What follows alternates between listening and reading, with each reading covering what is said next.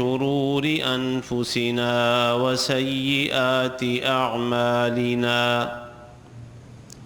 من يهده الله فلا مضل له ومن يضلل فلا هادي له وأشهد أن لا إله إلا الله وحده لا شريك له وأشهد أن محمدًا عبده ورسوله يا أيها الذين آمنوا اتقوا الله حق تقاته ولا تموتن إلا وأنتم مسلمون يا أيها الناس اتقوا ربكم الذي خلقكم من نفس واحدة وخلق منها زوجها وبث منهما رجالا كثيرا ونساء واتقوا الله الذي تساءلون به والأرحام إن الله كان عليكم رقيبا يا أيها الذين آمنوا اتقوا الله وقولوا قولا سديدا يصلح لكم أعمالكم ويغفر لكم ذنوبكم ومن يطع الله ورسوله فقد فاز فوزا عظيما اللهم صل على محمد وعلى آل محمد كما صليت على إبراهيم وعلى آل إبراهيم إنك حميد مجيد اللهم بارك على محمد وعلى آل محمد كما باركت على إبراهيم وعلى آل إبراهيم إنك حميد مجيد أما بعد فإن خير الحديث كتاب الله وخير الهدي هدي محمد صلى الله عليه وسلم وشر الأمور محدثاتها وكل محدثة بدعة وكل بدعة ضلالة وكل ضلالة في النار سبحانك لا علم لنا إلا ما علمتنا إنك أنت العليم الحكيم اللهم انفعنا بما علمتنا وعلمنا ما ينفعنا وزدنا علما الحمد لله على كل حال ونعوذ بالله من حال أهل النار رب أعوذ بك من همزات الشياطين وأعوذ بك رب أن يحضرون أعوذ بالله السميع العليم وبوجهه الكريم وسلطانه القديم من الشيطان الرجيم وما آتاكم الرسول فخذوه وما نهاكم عنه فانتهوا واتقوا الله إن الله شديد العقاب.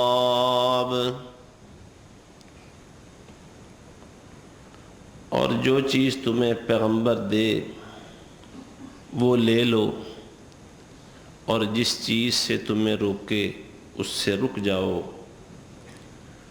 اور اللہ سے ڈرتے رہو، بے شک اللہ سخت سزا دینے والا ہے۔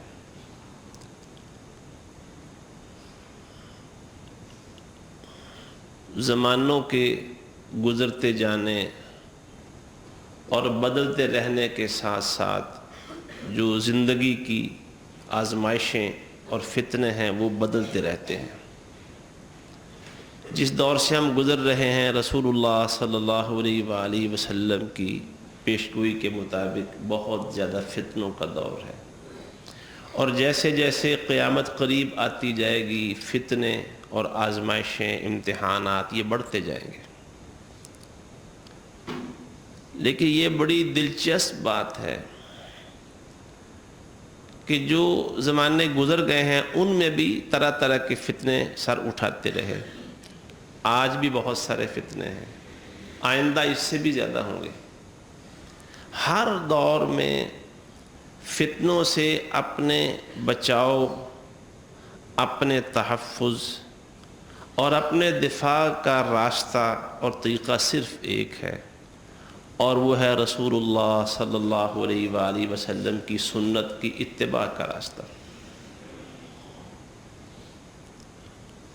یہ اللہ رب العزت کی اس امت پر کرم فرمائی ہے، اس کی مہربانی ہے کہ جس طرح اس نے جسمانی بیماریوں کے علاج اتارے ہیں نا، رسول اللہ صلی اللہ علیہ وآلہ وسلم نے ہی یہ بات فرمائی ہے، ما انزل اللہ من داء الا انزل له شفاء۔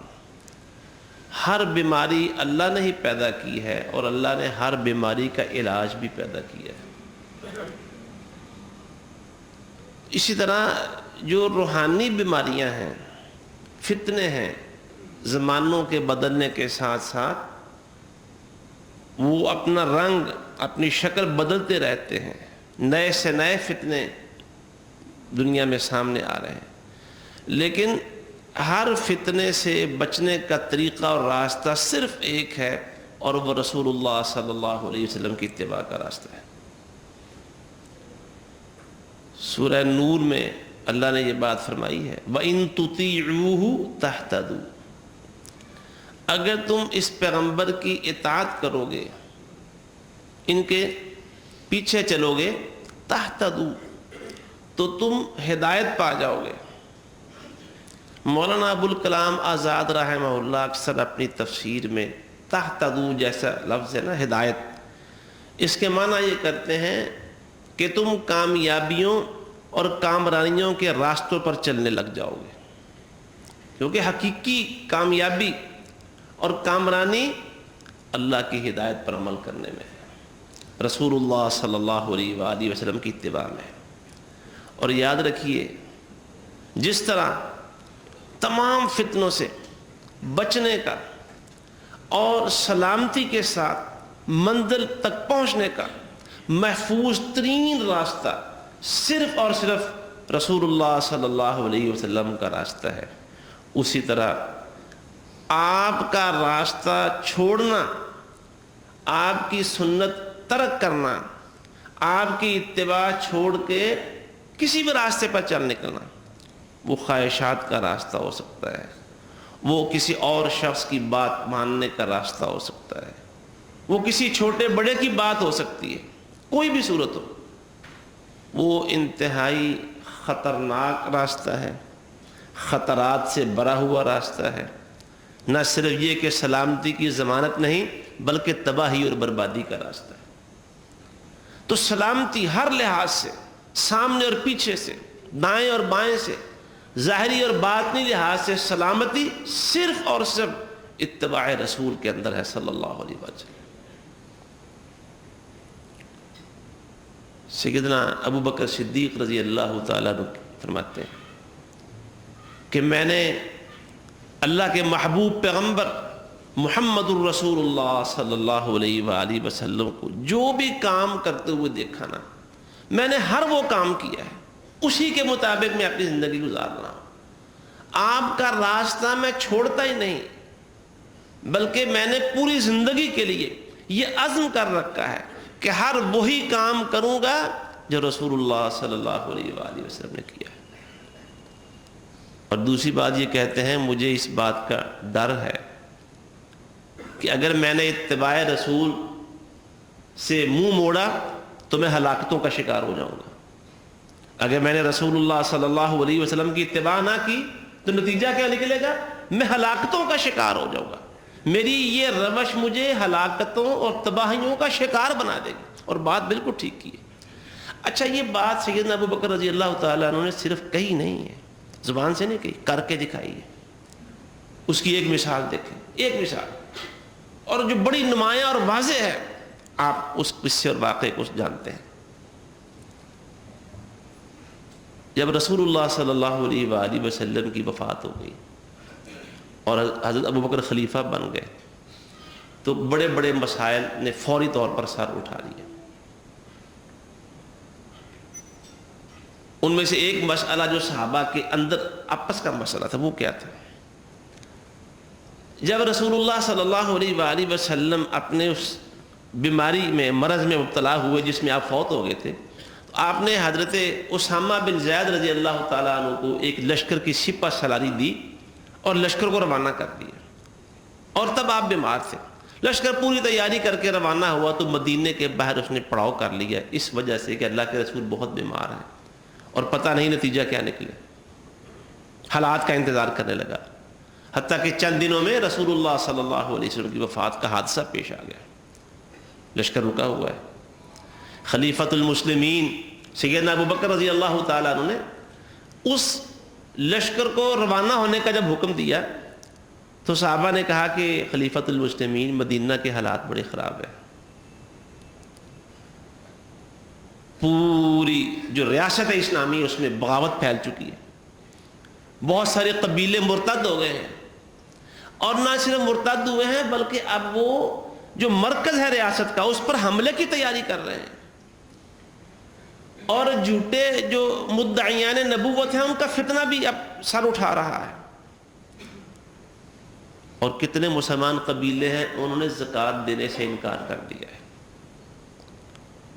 تو اگر ہم یہ فوج روانہ کر دیں گے مدینہ خالی ہو جائے گا۔ تو مدینے کو، اپنے دارالحکومت کو، دارالخلافہ کو خالی کرنا فوج سے، یہ خطرات کو دعوت دینا ہے۔ یہاں فوج کی بڑی ضرورت ہے۔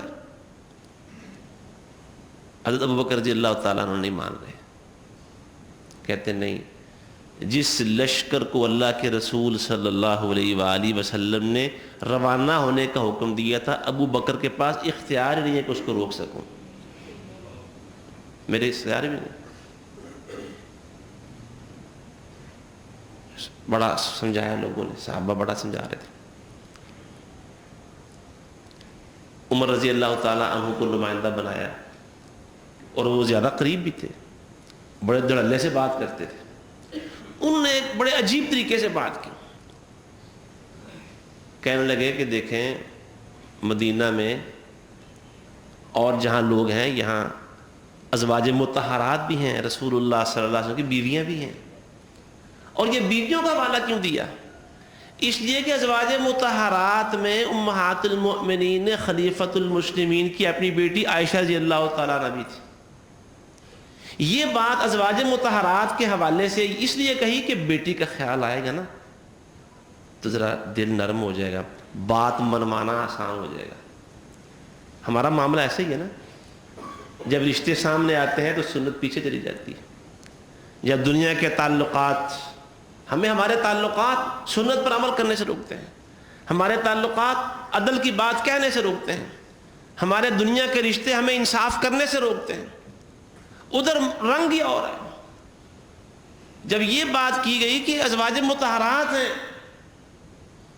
عمر ابو بکر صدیق رضی اللہ تعالیٰ عنہ کہنے لگے میں یہ فوج بھیجنے کے بعد اگر مدینے کی خطرات اس قدر مدینے کو گھیر لیں اور مدینے کے اندر اس قدر سرایت کر دیں کہ مدینہ اتنا خالی ہو جائے کہ باہر سے جنگلی درندے آ کے ازواج مطہرات کو تنہا دے کے نوچنا اور ان کے گوشت کو ہڈیوں سے جدا کرنا بھی شروع کر دیں، تب بھی ابو بکر اس لشکر کو روانہ کر کے رہے گا جسے اللہ کے رسول نے روانہ کیا۔ یہ خطرناک ترین حالات تھے خلافت سنبھالنے کے موقع پر۔ خلافت کے جو حالات تھے وہ خطرناک ترین تھے۔ میں پھر دہراتا ہوں یہ بات کہ زکوٰۃ انکار کرنے والوں نے زکوٰۃ کا انکار کر دیا، کتنے قبیلے مرتد ہو گئے، اور وہ جو مدینہ الرسول تھا اس کی اینٹ شینٹ بجانے کی تیاری کر رہے تھے، نبوت کے جھوٹے دعوے داروں نے بھی پوری طرح سے سر اٹھا لیا تھا۔ ان حالات میں ابو بکر رضی اللہ تعالیٰ عنہ کا ایمان یہی کہتا تھا، اس لشکر کو اللہ کے رسول صلی اللہ علیہ وسلم جو روانہ کر دیا تھا، میرے پاس اختیار نہیں ہے روکنے کا۔ اچھا، ایک بات پھر اور دوسری، یہ بات تو صحابہ کرام ہمت ہار گئے بھی نہیں، ابو بکر سے یہ بات نہیں منوائی جا سکتی۔ دوسری بات یہ آئی کہ پھر ایسا کریں، یہ جو سپہ سالار ہے نا اسامہ بن زید رضی اللہ عنہ، یہ ابھی چھوٹی عمر ہے، آپ یہ کہہ لیں کہ ان کا مطلب تھا منڈا کھنڈا ہے جی، تو حالات بڑے چونکہ خراب ہیں، اس لشکر کے لیے جو چیلنجز ہیں وہ پہلے سے زیادہ بڑھ گئے ہیں، تو کوئی زیادہ مدبر آدمی جو بڑا کمانڈر جس نے بڑے بڑے کارنامے دکھائے ہوں نا، اس کو سپہ سالاری دے دی جائے۔ اور لشکر میں بڑے بڑے جہاں دیدہ لوگ ہیں، عمر رسیدہ ہیں، جنگی تجربہ رکھنے والے، بڑی بڑی مہارتوں والے لوگ اس لشکر میں موجود ہیں، تو آپ ایسا کریں کہ پھر سپہ سالاری کسی اور کو دے دیں، ان تجربہ کاروں میں سے۔ کہنے لگے اس بات کا اللہ کے رسول کو علم نہیں تھا صلی اللہ علیہ وسلم، یہ سارے لوگ جو جہاں دیدہ تجربہ کار مہارتیں رکھنے والے لشکر میں جو تھے، کہ اللہ کے رسول کو نظر نہیں آتے تھے؟ کہ اللہ کے رسول کے سامنے یہ بات نہیں تھی کہ اسامہ بن زید ابھی چھوٹی عمر کا ہے، ناتجربہ کار ہے؟ نہیں، جس کو اللہ کے رسول صلی اللہ علیہ وسلم نے سپہ سالار بنایا تھا، ابو بکر بھی اسی کو سپہ سالار رہنے دے۔ اچھا، یہ ایک آپ سمجھیں دو سنتیں ہوں گئی یا دو حکم ہو گئے جن پر عمل کیا اس ایک لشکر کے معاملے میں۔ نتیجہ کیا نکلتا ہے؟ جب یہ لشکر روانہ ہو گیا نا، تو پوری مملکت اسلامیہ میں جتنی یورشیں اور فتنے سر اٹھا رہے تھے نا، وہ ایک دم سے جاگ کی طرف بیٹھ گئے کہ محمد نے صلی اللہ علیہ وسلم یہ 10 سالوں میں، حالانکہ یہ جو نبی کے محمد کے ساتھی ہیں، یہ تو اپنے نبی کی جدائی ایک لمحے کے لیے بھی برداشت نہیں کر سکتے تھے۔ ہم تو کہتے تھے کہ محمد فوت ہوئے ہیں، یہ زندہ کیسے رہیں گے؟ پتہ نہیں محمد نے صلی اللہ علیہ وسلم نے انہیں کتنا مضبوط حوصلہ دیا ہے، اور انہیں کس قدر جفاکش اور مضبوط بنا دیا ہے، اور پتہ نہیں اپنی فوج کو کتنا مضبوط کیا ہوا ہے کہ مسلمانوں کا پیغمبر فوت ہو رہا ہے اور یہ اپنا لشکر وہ ایک بڑی مہم کے لیے روانہ کر رہے ہیں۔ معلوم ہوتا ہے کہ یہ بڑی مضبوط ریاست بن گئی ہے، اسے کوئی خطرات اس کے بنیادوں کو ہلا نہیں سکتے۔ یہ لشکر روانہ ہونے سے ایسی داغ بیٹھی کہ پتہ نہیں کتنی مضبوط ریاست ہے، وہ جو حملہ کرنے کی تیاری کر رہے تھے وہ اپنی موت آپ ہی مر گئے، اور وہ جو زکوٰۃ کا انکار کرنے والے تھے ان کے خلاف بھی جب مہم کی حضرت ابو بکر رضی اللہ تعالیٰ عنہ نے، وہ فتنہ بھی بیٹھ گیا، اور جھوٹے مدعیان نبوت کا معاملہ بھی آپ نے دیکھا اللہ تعالیٰ نے صحابہ کرام کو کیسی شاندار فتح عطا فرمائی تھی۔ تو میں عرض کر رہا ہوں کہ یہ صرف 2 سنتوں پر عمل کیا، 2 حکموں پر ایک ہی لشکر کے معاملے میں عمل کیا، اللہ نے اس کی برکت سے سارے فتنے اللہ نے ختم کر دیے۔ میں یہ بات عرض کیوں کر رہا تھا کہ ہر زمانے کے فتنے بدلتے رہتے ہیں، رنگ اور شکلیں بدل دیتے ہیں، بھیس بدل لیتے ہیں، انداز بدل جاتا ہے، نئے سے نئے فتنے آتے ہیں، لیکن سب زمانوں کے فتنوں سے اپنا اور امت کا دفاع ایک ہی راستے پہ ہے، اور وہ اتباع رسول کا راستہ ہے، سنت کا اتباع کا راستہ ہے۔ یہ سنت ہمارا دفاع ہے، ہماری ڈھال ہے، شیلڈ ہے ہماری۔ اگر سنت نہیں ہے، بتائیے میدان کے اندر ہو انسان، ہر طرف سے اس کے اوپر حملے ہو رہے ہوں، طرح طرح کے تیر و تفنگ کے حملے، وہ گولے اور بارود کے حملے ہو رہے ہوں، اور اس کے ہاتھ میں اپنے دفاع کے لیے کچھ بھی نہ ہو، اس کا نتیجہ کیا نکلے گا؟ تو ہمارا دفاع، ہم میں سے ہر شخص خود سوچے کہ میرا دفاع میرے بچوں کا دفاع، میری نسل کا، اگلی نسل کا دفاع۔ کیوں جی؟ یہ گھر گھر ٹیمیں آتی ہیں، دروازہ کھٹاتے ہیں، جی بچوں کو جی ویکسین پلانے آئے ہیں، قطرے پلانے آئے ہیں، پولیو کے قطرے فلاں آتے ہیں نا۔ اب ہر ہفتے بعد یہ ٹیم آئی ہوتی ہے، ہر ہفتے بعد دروازہ بجاتے ہیں، اسکولوں میں جاتے ہیں. اچھا جو یہ ویکسین نہیں پلاتے, جو قطرے نہیں پلواتے, ان کے خلاف قانون بنا ہوا ہے کہ جی وہ اس کو سزا دی جائے گی. قانون بن گیا کہ اسکولوں میں جاتے ہیں, گھروں سے پوچھا جی آپ کا بچہ کہاں ہے, اسکول گیا, وہ کون سا اسکول ہے جی, فلاں اسکول, وہاں اسکول پہنچ جاتے ہیں. اور ہم بھی حفاظتی ٹیکے لگواتے ہیں, یہ ویکسین پلواتے ہیں, پولیو کے قطرے پلواتے ہیں. کیوں؟ نسل کی سلامتی کا سوال ہے نا, نسل بچانا چاہیے کہ پولیو نہ ہو جائے, اسے وہ خسرہ کوئی مہلک ہوتا ہے وہ نہ ہو جائے, ٹی بی نہ ہو جائے, تشنج نہ ہو جائے, خناق وہ فلاں بیماریاں, ان سے بچاؤ کے لیے ان کو ویکسینیشن کرواتے ہیں کہ نسل بچ جائے. کیا ایمان کے حوالے سے اپنی نسل کو بچانے کی ضرورت نہیں؟ کیا ان کا ایمان اہم نہیں ہے؟ کیا ان کے لیے آخرت اہم نہیں ہے؟ کیا ان کے لیے قبر میں جو سوالات ہونے ہیں وہ اہم نہیں ہے؟ اللہ کے دربار میں کھڑا ہونا اہم نہیں ہے؟ اس کے لیے کیا تیاری ہے؟ اس کے لیے کیا پلاننگ ہے ہمارے پاس؟ اس کے لیے کیا سوچ بنائی ہے ہم نے؟ میرے دوستوں اور بھائیوں, بزرگوں اور معزز خواتین, اپنا دفاع, اپنے بچوں کا دفاع, اپنے اہل خانہ کا دفاع. اور ظاہری بات ہے ہر شخص کو اپنے اہل خانہ سے محبت ہوتی, ہونی بھی چاہیے, بیویوں سے محبت ہونی چاہیے, یہ عیب نہیں ہے, ہونی چاہیے, کیا کرے محبت ان سے, یہ بھی سنت ہے رسول اللہ صلی اللہ علیہ وسلم. لیکن اگر معاملہ ماں باپ کے ساتھ ٹکراؤ کا ہے تو ماں باپ کو بھی ان کے معاملے کے ساتھ ادب اور احترام کرنا ہے. اولاد سے محبت ہوتی ہے, ہر شخص کو ہے, ہونی چاہیے, اولاد سے محبت کرنی چاہیے, یہ فطری چیز ہے. لیکن یہ کیسی محبت ہے کہ ہم ان کی دنیا کی فکر کرتے کرتے مر جائیں, گھل جائیں, اور آخرت جس نے کبھی ختم نہیں ہونا اس کی تیاری ان کے لیے, اور ان کے لیے کوئی لائحہ عمل, اور انہیں اس کے لیے کوئی لائن دینے کا ہمارے پاس کوئی پروگرام ہی نہ ہو, کبھی یہ سوال ہی پیدا نہ ہوا. تو ہمارے لیے, ہماری اپنی زندگیوں کے لیے, ہماری بیویوں کی زندگیوں کے لیے, ہمارے بچوں کی زندگیوں کے لیے سب سے اہم چیز وہ ان کی آخرت. اور دنیا میں بھی جتنے فتنے اس وقت آ, بڑے بڑے فتنے, یاد رکھیے فتنوں سے اپنا دفاع صرف سنت رسول کے اندر. تمام فتنوں کے خلاف جو ویکسینیشن ہماری ہو سکتی ہے جس سے, وہ اتباع رسول سے ہو سکتی ہے. اللہ نے ایک ہی راستہ محفوظ رکھا ہوا ہے, اس کی حفاظت کی ضمانت کی, اللہ نے ضمانت دی ہے, اللہ نے اس کی حفاظت کی ضمانت دی ہے, اللہ نے اس راستے پر پہرے بٹھائے ہوئے ہیں, اللہ اپنے پہرے دار مقرر کر دیتا ہے, وہ اس اتباع سنت کا راستہ ہے. سیدنا عمر فاروق رضی اللہ تعالیٰ عنہ کیا کہتے ہیں, اب سنت کی اہمیت سمجھیں ذرا. صحیح بخاری میں روایت موجود ہے, حجر اسود کو بوسہ دیا نا, حجر اسود کو, تو کہنے لگے ہو حجر اسود سن لو, تم کوئی ایسے پتھر نہیں ہو جو نفع نقصان کے مالک ہو, اگر میرے نبی نے تمہیں بوسہ نہ دیا ہوتا تمہیں کبھی بوسہ نہ دیتا. تمہیں بوسہ اس لیے دیتا ہوں کہ میرے نبی نے تمہیں بوسہ دیا, ورنہ تمہارے اندر کوئی خوبی نہیں ہے. بتایا کیا کہ ہم جو کام, یہ اتباع رسول ہے, سنت کی اہمیت کا پتہ چلتا ہے کہ. اور اب بھی دیکھیں جو لوگ عمرہ کرنے حج کرنے جاتے ہیں, ہر ایک کی خواہش ہوتی ہے کہ مجھے ایک بوسہ نصیب ہو جائے.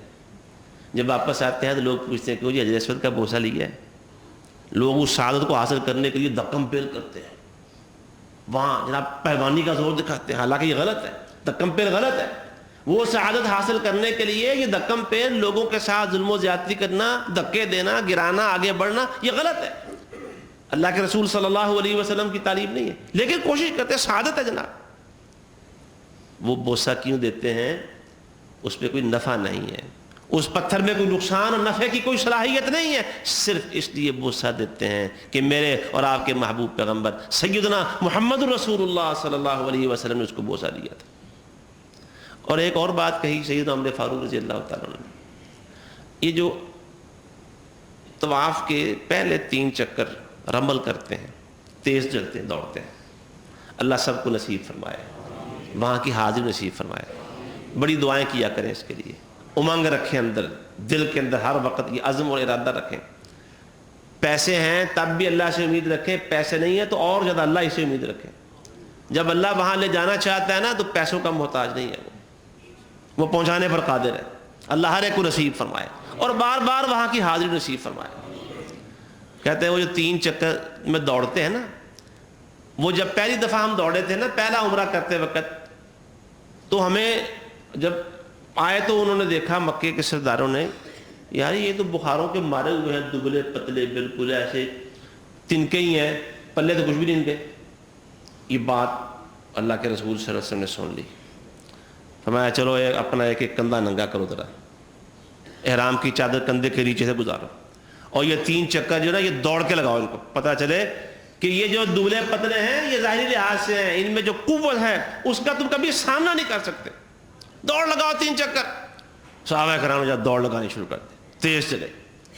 کہتے ہیں ویسے ضرورت ختم ہو گئی اس کی، جب آپ نے کہا تھا تب ایک ضرورت تھی، مقصد، اب ضرورت ختم ہو گئی، یہاں اسلام آ گیا ہے، کفر مٹ گیا، شرک مٹ گیا.